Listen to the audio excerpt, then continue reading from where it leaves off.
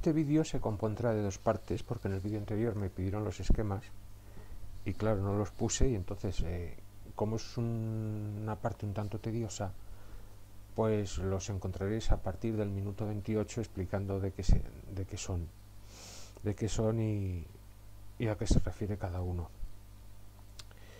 En la parte más práctica, pues en este capítulo hablaremos del excitador y un poco del PA. Es quizá un poco tedioso, pero cuando se hace algo desde cero, pues hay que pasar por una serie de iteraciones hasta conseguir los fines que queremos. Así que continuamos con la construcción del tanque interetapas que proporcionará la excitación al paso final del transmisor. Así que continuamos. Vamos a hacer una medida de precisión del segundo cuerpo del tándem, el segundo condensador variable que no usamos, a ver si podemos hacer una sintonía con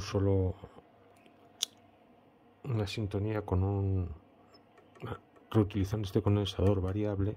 Nos ahorramos pues un ajuste, que no es poca cosa en este tipo de aparatos.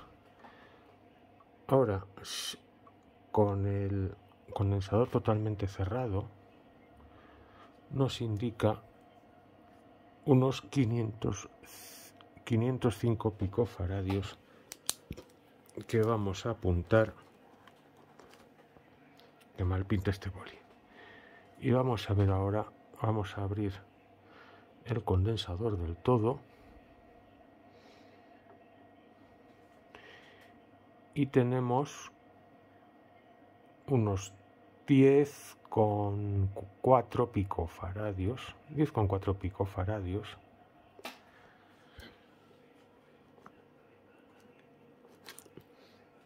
que es una medida que no podemos hacer con el medidor chino, pero el Nano VNA sí nos lo permite hacer.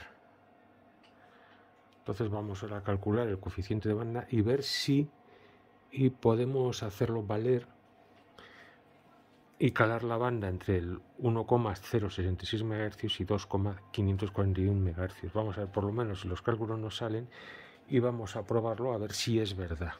Bueno, pues calculando los coeficientes de banda, según Varona, nuestro oscilador local tiene un coeficiente de banda de 2,3, pero el condensador variable tiene un coeficiente de banda de 6,9. Es una burrada, son 3 veces más. Si despejamos la capacidad máxima del condensador, en estas circunstancias nos encontramos con 55 picofaradios. Así que vamos a tener que poner un condensador en serie. Pero claro, si ponemos un condensador en serie para bajar la capacidad del tándem, vamos a necesitar, en consecuencia también va a bajar la capacidad mínima, que presumo que, aunque hemos medido 10,4 picofaradios, este valor será bastante realista porque está medido con el Nano VNA, pero en el momento en que empecemos a meter cables y tal, empezará a quedar afectado porque es un valor muy pequeño. Entonces el diagnóstico es que tenemos que bajar la capacidad máxima del condensador variable. Vamos a ponerle un padre en serie a ver qué pasa. No tengo mucha esperanza en esto. Esto huele a experimento fallido, pero vamos a intentarlo. Así que pues he caído en la cuenta de cómo funciona el sistema de ajuste de un oscilador local.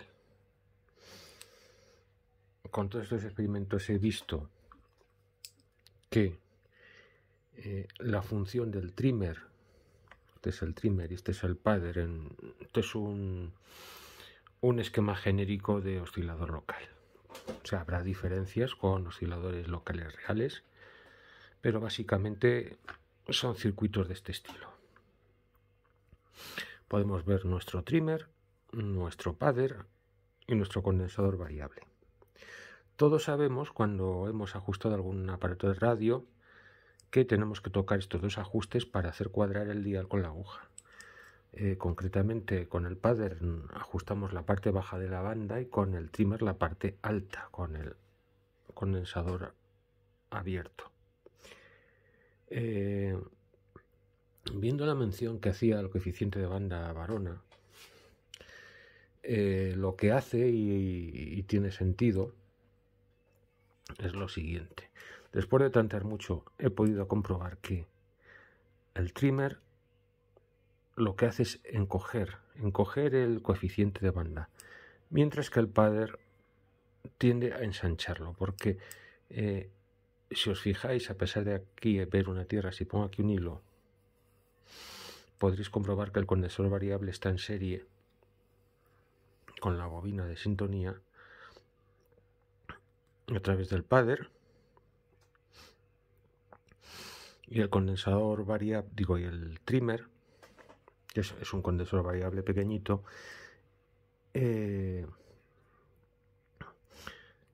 suma su capacidad al circuito tanque.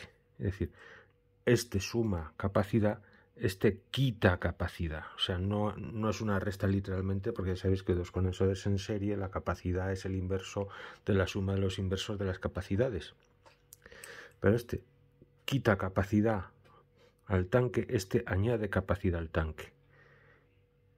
Y tanteando así a ojo cuál era el efecto, me he centrado sobre todo en el trimmer. Por tanteo,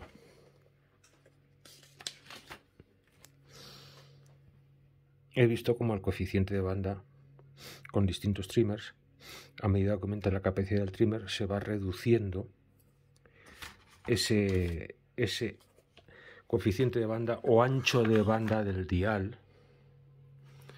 Y esto mismo vamos a aplicarlo no al circuito de un oscilador local, sino un circuito de sintonía, porque a fin de cuentas tampoco hay una diferencia real entre uno y otro. Los dos hacen lo mismo, solo que el condensador, el oscilador local es mucho más crítico en el tema de las frecuencias que la antena, y por eso llevan normalmente estos dos ajustes.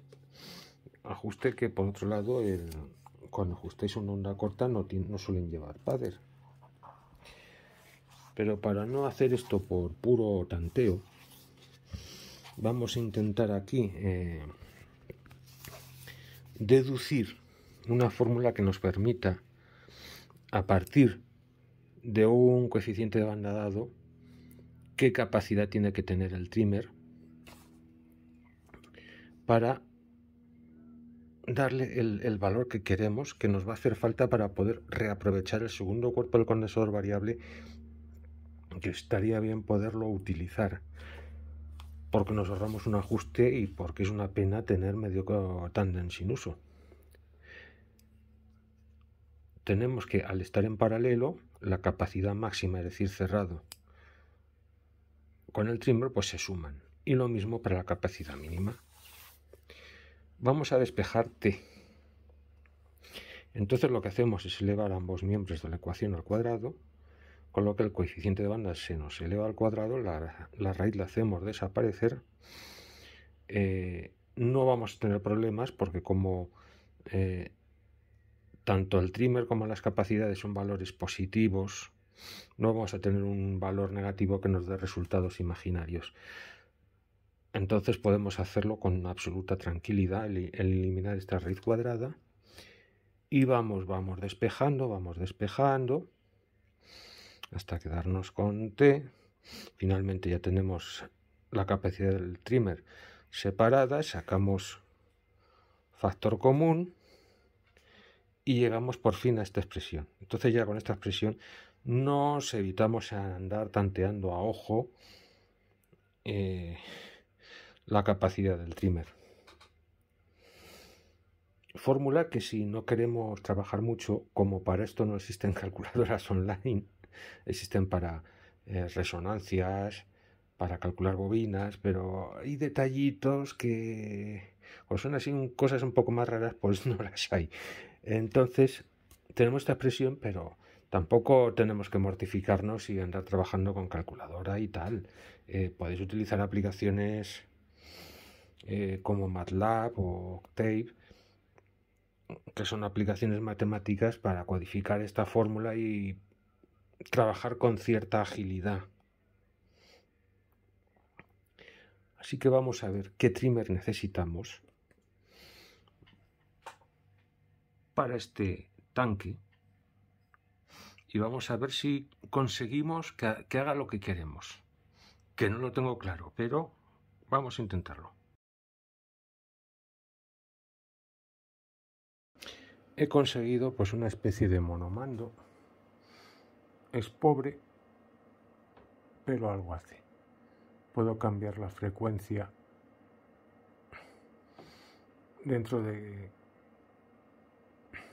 cierto margen.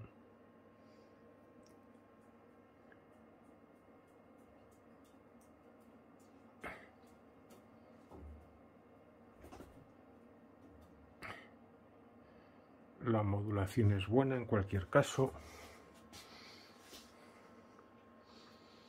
Vamos a quitar modulación para poder ver en este osciloscopio que veo mejor. Y si varío la frecuencia,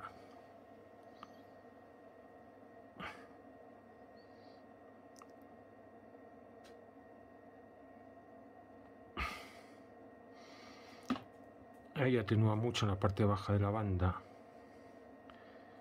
y en la parte alta, veis que tiene altos y bajos, en la parte alta vuelve a atenuar mucho.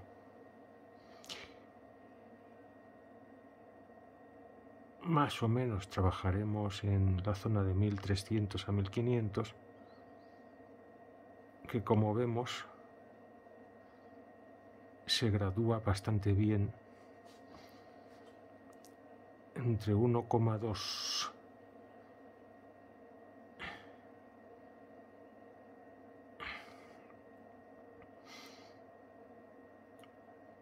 y 1,5. Puedo ajustarlo con un solo tándem. Luego podría hacer pequeños cambios en el filtro interetapas. Si quisiera transmitir una frecuencia concreta, habrá que darle un toque, pero por lo menos no habrá que buscar desde cero dónde está. Así que pues no vamos mal.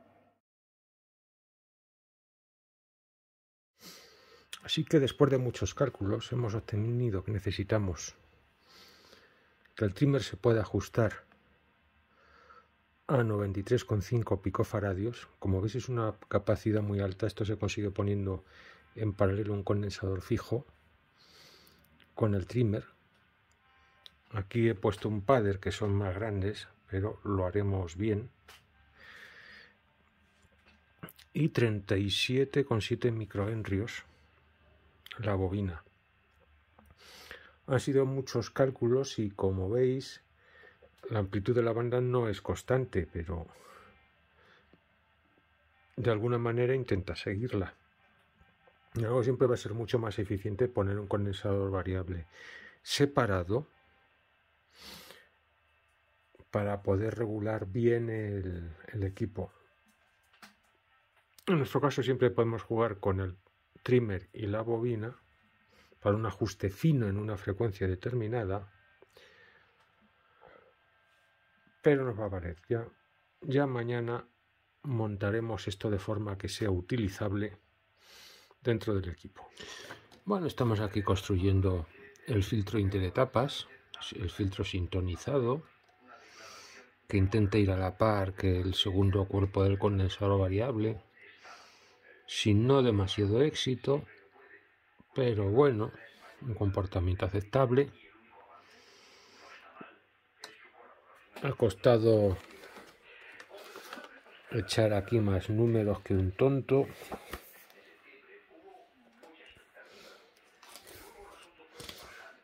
Hasta deducir aquí A ver dónde lo tenía. Bueno.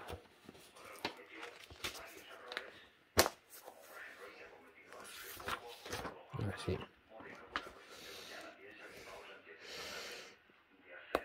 Hasta deducir la fórmula para calcular la capacidad del trimmer y que entrase dentro del ancho de banda que me permitía ese condensador variable. En fin, muy entretenido. Bueno, estamos probando aquí el tanque interetapas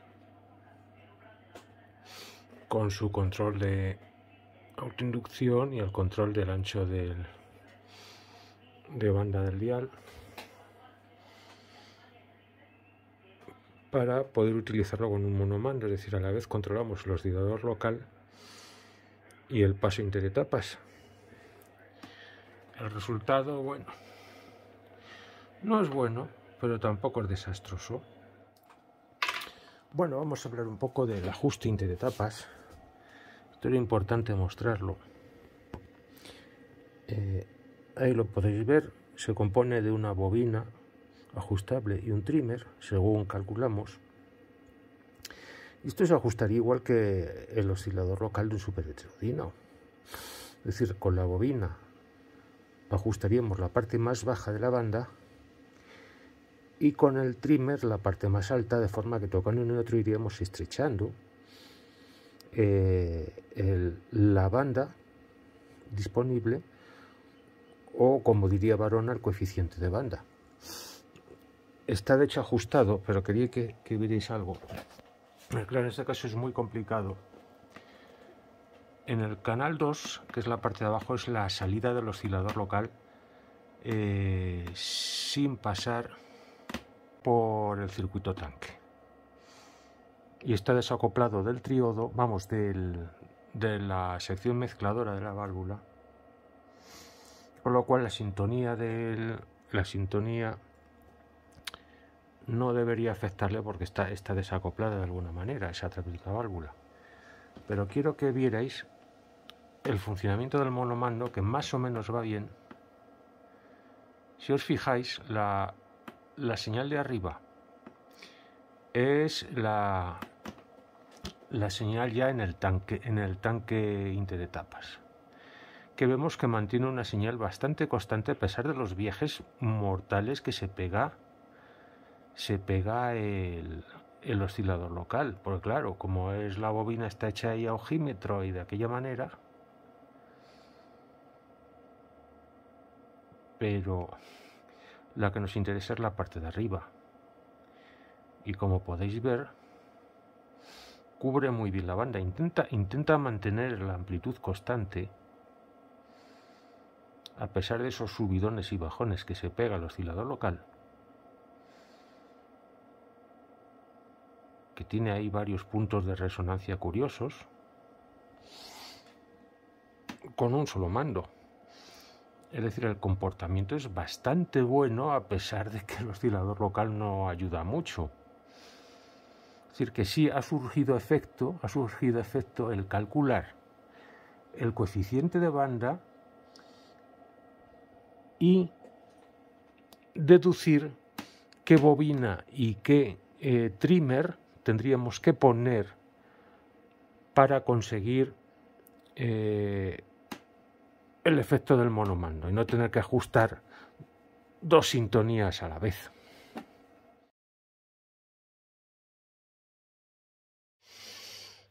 Hemos preparado un regulador de tensión para poder alimentar el paso final, también con una salida intermedia, y vemos que nos da 491 voltios que caerán debido a que el transformador, el hilo del devanado no es muy grande, muy grueso. Estamos metiendo solo 215 voltios, vamos a acercar los 500 voltios calculados, 492, 493. Y ahora la cosa está muy peligrosa porque, como no he puesto resistencias de drenaje, cuando corto la alimentación esto se va a estar así por mucho tiempo. Pero quiero ver lo que tarda en caer la tensión del todo, porque eso nos dará una indicación de la calidad de los condensadores. Bueno, pues ya hemos montado las resistencias de drenaje y los condensadores de filtro, todos ellos, al doblador de tensión. Y ahora tendremos que buscar un hueco donde instalar la fuente de alimentación. Esa parte la quitaremos y la sustituiremos por esta, que yo creo que va a venir aquí debajo, que es donde más sitio hay.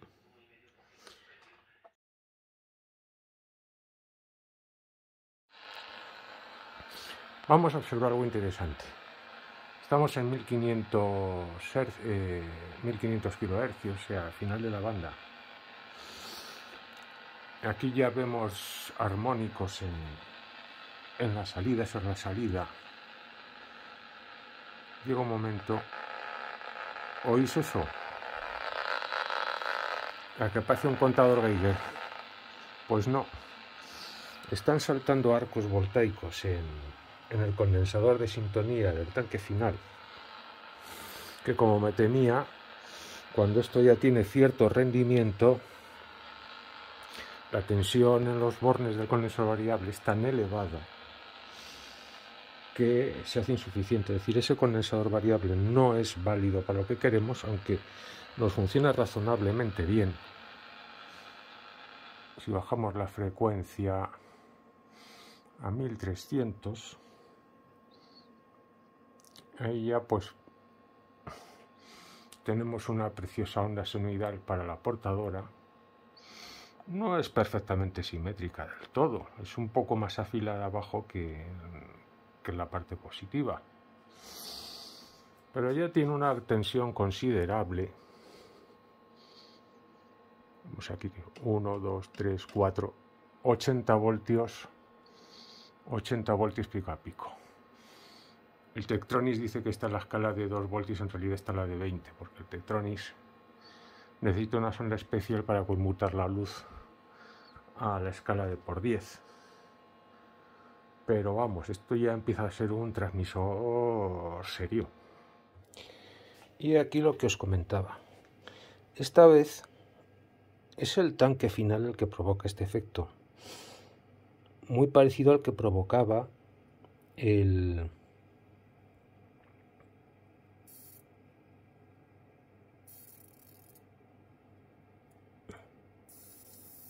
No sé si a ver si ahí, mirad. Es las sobretensiones que se generan en el tanque. Es una monstruosidad. Vamos a darle un poquito más. ¿Veis ahí el resplandor? Que a la válvula no le hará maldita la gracia. Con esto prueba cómo la resonancia genera estas sobretensiones. Es un efecto francamente interesante.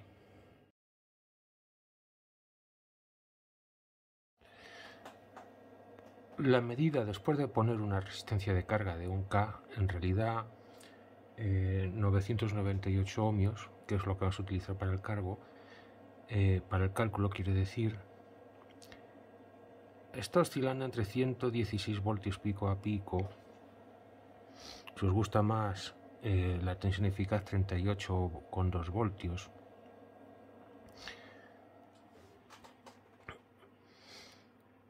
Y vamos a ver qué tensión nos da en circuito abierto. Y a partir de ahí podremos deducir la impedancia del sistema. Joder, la resistencia se ha puesto ardiendo la cabrona. Este aparato entrega más chicha de la que parece. Y en circuito abierto, pues nos entrega 172 voltios pico a pico o 60 voltios eficaces o RMS, como preferéis llamarlo. Con estos datos y sabiendo que la resistencia de carga que hemos usado era de 1K, vamos a deducir qué impedancia tiene este transmisor. Y luego ya veremos de reducirla, aumentarla, según lo que queramos y según el tipo de antena que le vayamos a acoplar. Pues ya conocemos la impedancia. Vamos, podemos confirmarla. Ahora tenemos unos 32 voltios eficaces, o sea, casi 100 voltios pico a pico.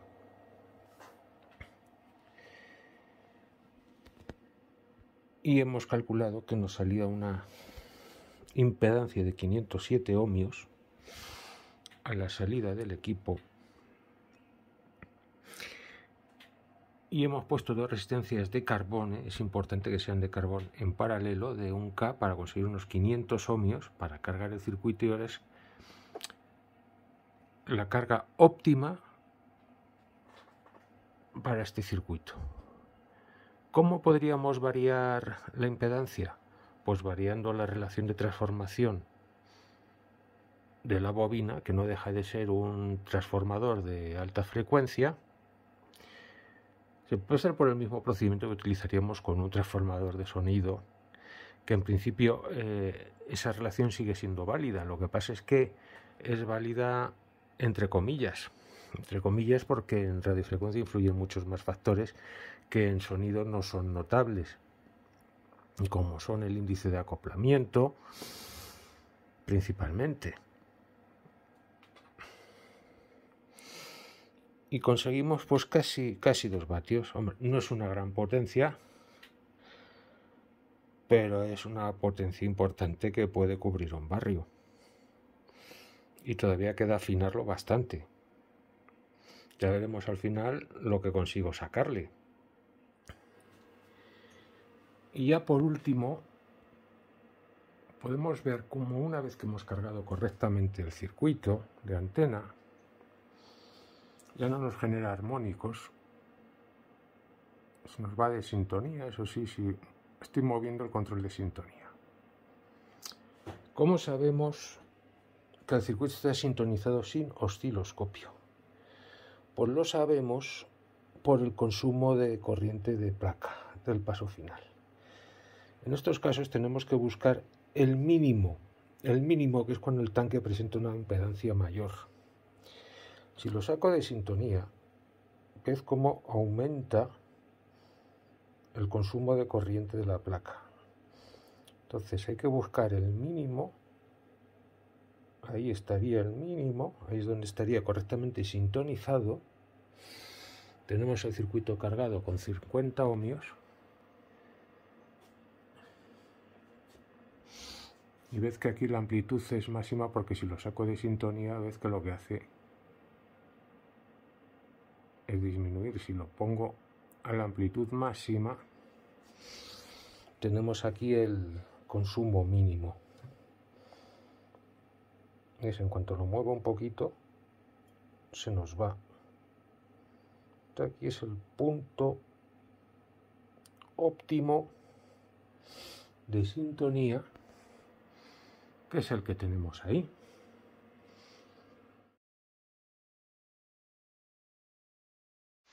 Hola de nuevo a todos. En este tercer capítulo vamos a recopilar un poco la información y sobre todo vamos a dar un poco de los esquemas que me han pedido, porque con la costumbre que tengo muchas veces de trabajar de memoria ha habido cosas que no he contado, y vamos a recordar un momento qué es lo que estamos haciendo. En primer lugar, pretendíamos construir una radio, quiere decir un transmisor, a partir de una superheterodino convencional. Les comentaba que podéis partir de un chasis reciclado, de que al menos funcione el oscilador local. Como ejemplo hemos puesto una radio, concretamente la Minerva Bien 7, pero puede ser cualquier otro superheterodino. Lo que pretendemos en primer lugar es simplemente aprovechar lo que es la parte del oscilador local, eliminando todo lo que nos sobra. Y esto es lo que podéis construir, porque todas las cosas que voy contando posteriormente, como ya es un transmisor que va adquiriendo cierta potencia, no podríais utilizarlo en la banda de onda media, sería ilegal. Pero esta primera parte sí podríais hacerla con cierta seguridad, porque su alcance es prácticamente nulo, os cubriría vuestro piso y poco más, no iría mucho más lejos la señal. Vamos a ver si cambiando el puntero, vamos a ver, vamos a probar esto, nunca lo he probado. Vamos a eliminar en primer lugar todo lo que es la parte de sintonía, es decir, en principio todo esto iría fuera. Estoy englobando los conmutadores de banda. Puede que os interese conservarlos, porque una radio tiene más de una bobina de oscilador local y a lo mejor pues os interesa utilizar las bobinas de onda corta para que transmitir en esas bandas en vez de las de onda media. Las tendréis todas y podréis utilizarla a vuestro gusto. Esto en principio lo cargaríais, cortaríais esta conexión, que es la entrada de radiofrecuencia, y por aquí inyectaríais vuestro audio.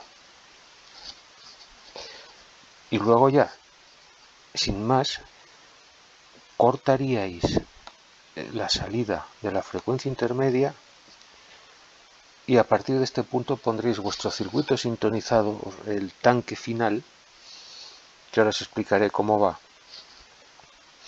Y nada más, no habría que hacer más. Luego ya a partir de aquí todo el resto de componentes sobran. Todo lo demás sobraría, botes de frecuencia intermedia incluidos, que luego reutilizaríamos de otra manera distinta. Vamos a cambiar el puntero otra vez. Vale. Y vamos a pasar a... no sé dónde iba a parar. Aquí. De una forma muy esquemática que hemos hecho. Para darle un sentido de bloques, porque ver un esquema real es un poco lioso, vamos a ver qué hemos hecho. Tenemos nuestro receptor convencional con su antena, sus bobinas de antena. Tened en cuenta que seguramente habrá un conmutador de bandas, que lo complicaría un poco. Y esto es una radio super heteroidino convencional, con su bloque de sintonía, con su oscilador local, con su entrada de radiofrecuencia que hemos marcado con un 1 y su salida de frecuencia intermedia que hemos marcado con un 2. Aquí hemos puesto el tándem, el cuerpo que atacaría o sintonizaría la señal procedente de la estación, y el condensador variable que regula la frecuencia del oscilador local. Si a esto le quitamos todo lo que nos sobra, nos quedamos solamente con esto. Por el punto 1, que era por donde entraba la radiofrecuencia, meteremos el audio, y por el 2 saldrá la amplitud modulada. Tened en cuenta que va a salir 475 kHz desplazada en la banda, no van a salir los 500, del 550 a 1500, sino que saldrán alrededor de 975 kHz a 2 MHz, porque lógicamente la bobina del oscilador local trabaja a una frecuencia más alta para producir el electrodrenaje. Y quien dice 475 kHz dice cualquier frecuencia que es parecida a esta y que se corresponde con la de la radio que estéis utilizando. Es decir, tendréis la banda desplazada, pero parte de ella entre el megahercio y los 1500, o sea, tendréis unos 500 kHz de margen dentro de lo que es la banda de onda media para poder experimentar. Pues bien, en el punto 2 tendréis que construir un tanque. He marcado aquí un 2 y un 3. Este 3 pertenece a otra transparencia. Es decir, esto iría conectado al punto 2, a la salida de la frecuencia intermedia de la conversora de frecuencia, que iría sobre este circuito sintonizado. En este momento no me acuerdo qué inductancia le di, pero este es un circuito sintonizado pensado ya para la banda desplazada de onda media. Sí recuerdo cómo construí el tanque. que está hecho sobre un tubo de PVC de 5 centímetros de diámetro, y al primario le di unas 64 espiras y al secundario 30 espiras. La impedancia resultante nos salió 504 ohmios. No fue buscado, fue lo que salió. Es decir, esto luego veremos cómo lo medimos y cómo ajustamos luego esta impedancia y la impedancia que realmente necesitamos. Pero esto se hizo de forma experimental a tanteo, excepto el cálculo de la inductancia del tanque, que eso es importante porque queremos que la frecuencia, el ancho de banda de este circuito sintonizado se corresponda con esta gama de onda media desplazada. Lógicamente hay que poner un condensador variable. Por desgracia, no podéis poner directamente el cuerpo que os ha sobrado del bloque de sintonía de la red original, o por lo menos no tal cual, porque también trataremos una experiencia de cómo aprovecharlo con un éxito relativo, no muy bueno, pero más o menos. Pero lo más fácil para vosotros es utilizar un condensador variable independiente, totalmente independiente, y sobre todo que va aislado del chasis. Va aislado del chasis. Tened en cuenta que está sometido a tensión, es decir, va a venir por aquí más B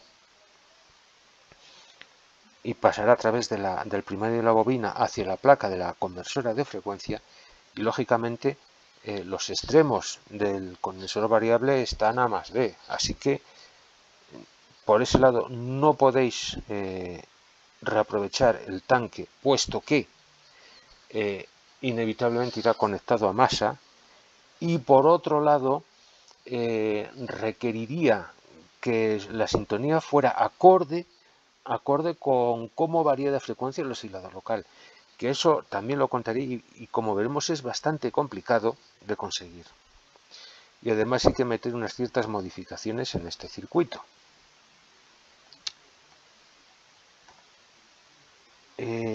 Como yo no soy de romper radios, no me gusta, pues yo recomendaría pues construir un oscilador local con una ECH81 o con la conversora de frecuencia que queráis. Esto no es crítico. Como veis, hemos partido de una de las hojas del handbook típico de válvulas que tiene todo el mundo para la ECH81. Aquí le di unos valores. Aquí tenéis la frecuencia, que no se os olvide, para poder calcular la inductancia del tanque de sintonía. Y aquí pues está, aquí está representado pues un desglose del esquema que hemos sacado del handbook de válvulas. Si queréis pues hacéis una captura, o directamente si tenéis el manual de válvulas lo copiáis y ya está. Vamos a otro tema. Y hasta aquí sería lo que podéis construir con seguridad si queréis experimentar en casa. Luego ya a partir de lo que se empezó a contar en el capítulo 2, tened cuidado, porque esto ya entrega una potencia que, si bien no es muy grande, es suficiente para que sea absolutamente ilegal porque no podéis transmitir en banda comercial, ni siquiera con licencia de radioaficionado, porque los radioaficionados tenemos unas bandas muy concretas donde transmitir y unos tramos bastante estrechos, pero desde luego no estamos autorizados en meterlos en las bandas de broadcasting, de ninguna manera. No obstante, lo que sí podemos hacer, y es por lo que he hecho el experimento, es por ver cómo conseguir esto, y sobre todo porque realmente no estoy saliendo al aire, estoy saliendo sobre una carga resistiva, una carga fantasma, de forma que cargamos el circuito, pero realmente no radiamos al exterior. Algo se radia, pero no escapa más allá de los muros de la casa en esas condiciones. Pues aquí os contaba lo que me preguntaron en el siguiente capítulo, que como lo estaba haciendo sin esquema, pues nos perdimos. Hice una serie de modificaciones. En primer lugar, añadí la válvula de sonido que realmente no es un pentodo, es un tetrodo de haces. Es decir, el tetrodo de haces, aunque muchas veces vienen los manuales como pentodo, no es tal, es realmente un tetrodo que no tiene reja pantalla, no tiene reja supresora, quiero decir, no tiene la supresora, y en cambio tiene unas placas deflectoras que dirigen dos haces en sentido contrario hacia la placa, con lo que se consigue mayor eficiencia, pero no vamos a entrar en esos detalles porque no es lo que nos ocupa, Pues montamos el tetrodo con una configuración típica de cátodo a masa. Hicimos algunas pruebas. Al principio tenía aquí la típica resistencia de polarización de rejilla a través de la polarización del cátodo con condensador en paralelo, pero al final lo acabé llevando directamente a masa. Porque consultando literatura sobre radiotransmisores, para conseguir alguna potencia, esa práctica, si bien no está eliminada del todo, porque a veces se deja para proteger la válvula en caso de falta de excitación, porque si la válvula no tiene excitación empezaría a conducir corriente continua y podría abrasarse, generalmente la placa se pondría al rojo.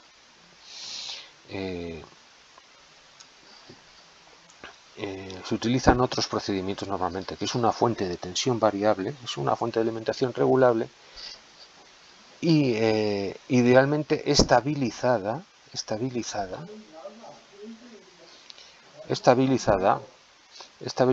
para polarizar la rejilla negativamente. Porque al ser regulable podemos elegir el modo de trabajo, podemos ensayar cómo se comporta en clase A, en clase B, en clase C. Así que nos permite cierto ensayo. Y luego, por otro lado, la reja pantalla la hemos polarizado de una forma bastante típica. En radiotransmisores también conviene que esté estabilizada para estar seguros de que está trabajando de un modo concreto. Y aquí vemos el bloque que hemos reutilizado como excitador de la parte de radiofrecuencia. Hemos tenido que meter una modificación. Si os acordáis, por aquí estábamos metiendo más B a través de la bobina del tanque final, pero en este caso no podemos hacer eso. Y entonces hacemos una alimentación que se conoce como alimentación en paralelo, es decir, cuando no pasa la tensión a través de los bobinados, aquí tenemos un tanque, no pasa tensión por aquí, sino a través de un choque, enviamos la corriente continua a la placa de la conversora de frecuencia y con un condensador entregamos la radiofrecuencia al tanque. Este tanque tiene dos funciones. Por un lado, aumentar la tensión de excitación y por el otro hacer simétrica la señal modulada, porque si no veríamos una especie de señal de audio con un rizado, que ese rizado sería la radiofrecuencia de la portadora. Y aquí, en uno de los experimentos, veréis que intenté reutilizar, ya lo veréis a lo largo del vídeo, el cuerpo que quedaba libre del tándem de sintonía, del bloque de sintonía que quedaba, la parte que queda de sintonía, reciclarla para hacer esto y además reducir un mando, es decir, tener un solo mando para regular tanto la resonancia de la excitación como la frecuencia de trabajo de la portadora. Y hubo que hacer una serie de cálculos, con lo cual tuvimos que valernos para poderla ajustar, de construir una bobina con núcleo magnético ajustable. También podríamos haber utilizado una bobina fija y un padder, y el condensador variable con su trimmer de ajuste.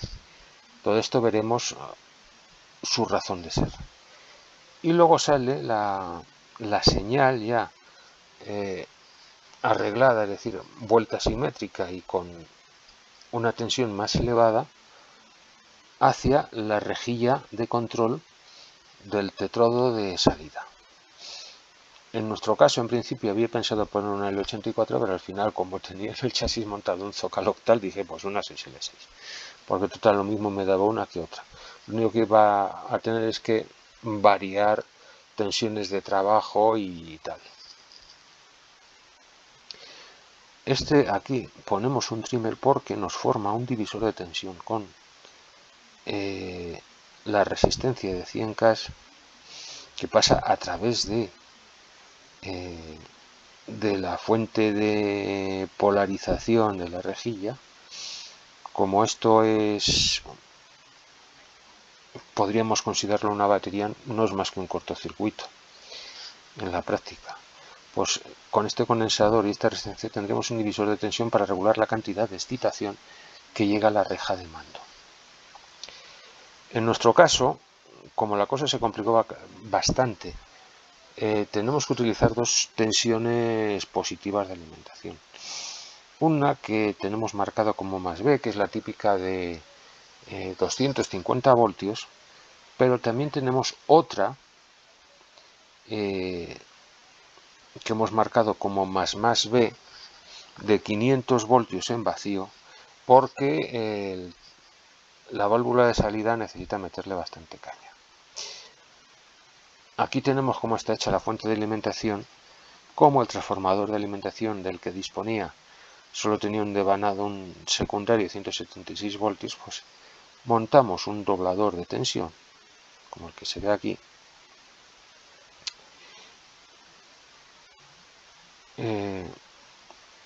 que con 4 condensadores electrolíticos típicos de 47 microfaradios, 450 voltios, más unas resistencias de drenaje 240K por motivos de seguridad y unos condensadores cerámicos de alrededor de 1 nano para mejorar el filtrado, porque los condensadores electrolíticos tienen una buena capacidad de acumular carga, pero pueden resultar algo ruidosos, y entonces el condensador cerámico en paralelo nos filtrará mejor los ruidos y las señales de radiofrecuencia que se nos puedan colar por aquí.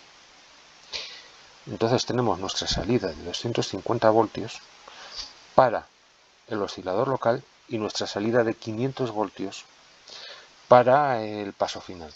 No os alarméis porque al cargar el circuito, lógicamente estas tensiones caen y estos 500 voltios caen alrededor de 370, 350, mucho más manejable para la 6L6, y aquí también cae bastante, pero nos queda una tensión suficientemente elevada para que el oscilador local siga trabajando.